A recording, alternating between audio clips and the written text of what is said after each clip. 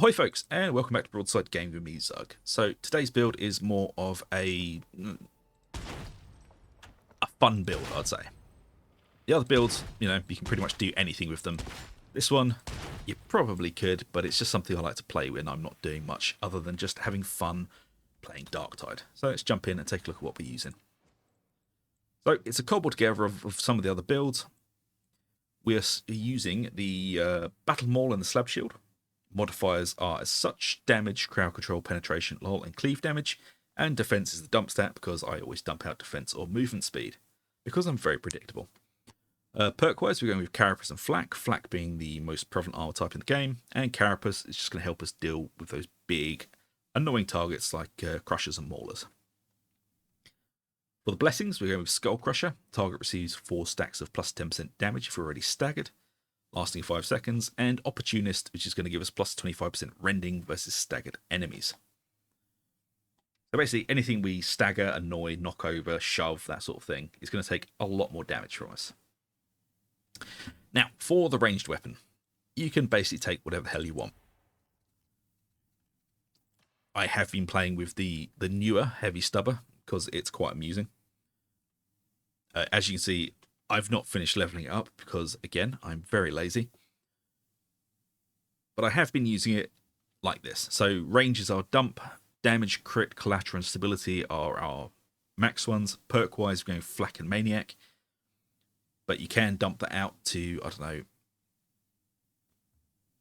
Actually, no, Flak and Maniac, that's pretty decent perks for it. And the blessings, surgical and deadly accurate.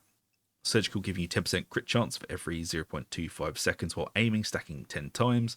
And deadly accurate giving you plus 9% critical weak spot damage. Basically, this is the closest thing the Ogryn is going to get to a sniper rifle. And it does allow us to actually pick off targets with relative ease. You do get a little bit of penetration, lol, and blow through. Not a huge amount, but it's alright. And also you can just fire it like a little pop gun if you really want to. Shut up, Stephanie. But if you don't like the Heavy Stubber, you can basically take whatever the hell you want. I've been playing a lot with the Rumbler because shrapnel has just been making me laugh. So if you wanted to play with the Rumbler, like this, I mean, you can also take the Ripper if you really want to, a very iconic Ogryn weapon. Never been a huge fan of the Ripper. Don't know why. Just doesn't work like I'd want it to. Or you can take one of the grenade gauntlets. You'd probably want to dump out melee damage if you're going to take a grenade gauntlet. So melee damage should be your dump stat, everything else at 80. Perk-wise, Flak and Maniac, Blessings, Pinpoint Target and Glory Hunter, or Pinpoint Target and Explosive Offensive. All work very, very well. Like I said, this build, you can pretty much take whatever ranged weapon you fancy. It's not going to make or break the build. So, pick what you like and go have fun with it.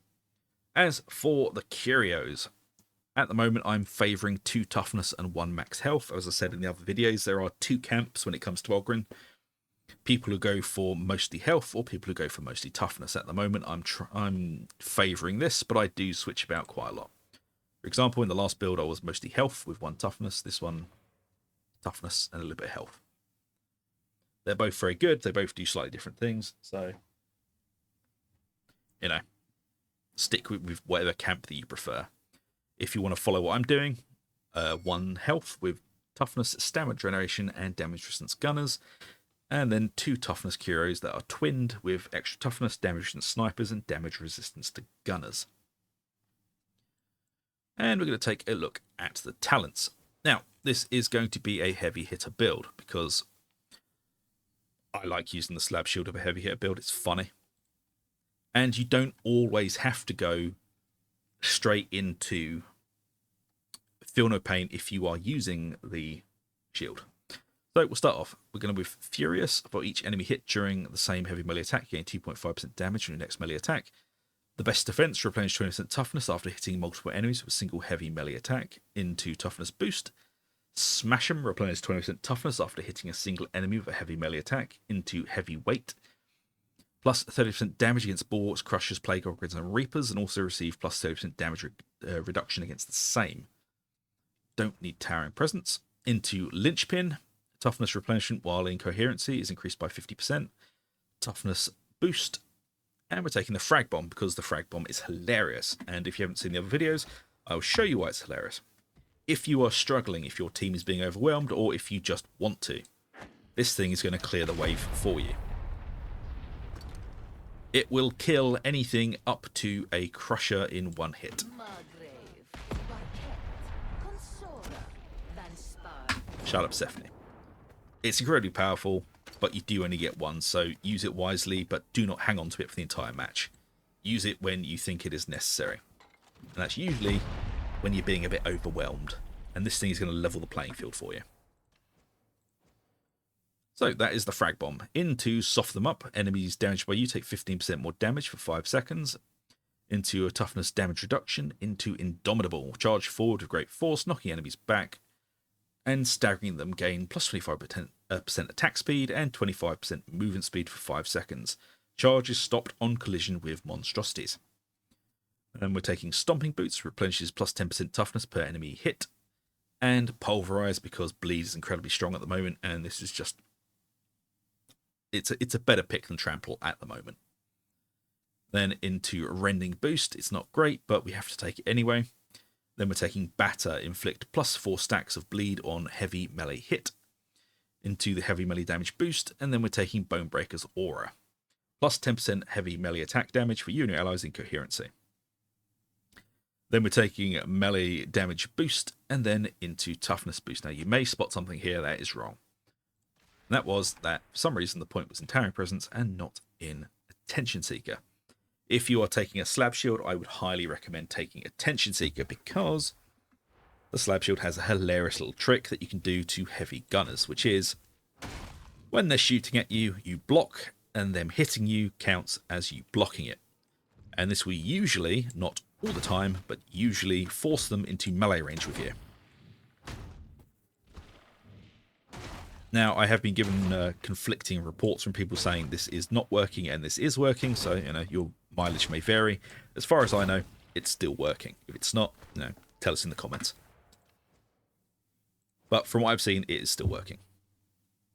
And Attention Seeker is just a good way of also of trying to control the battlefield and help your team. And then we're taking Get Stuck In. On activating your combat ability, you and your allies in coherency gain plus 20% movement speed and are also immune to stun and suppression. This is a really good way of getting out of a tight situation as well, because you can no longer be stunned or suppressed, and you help your entire team while you're doing it.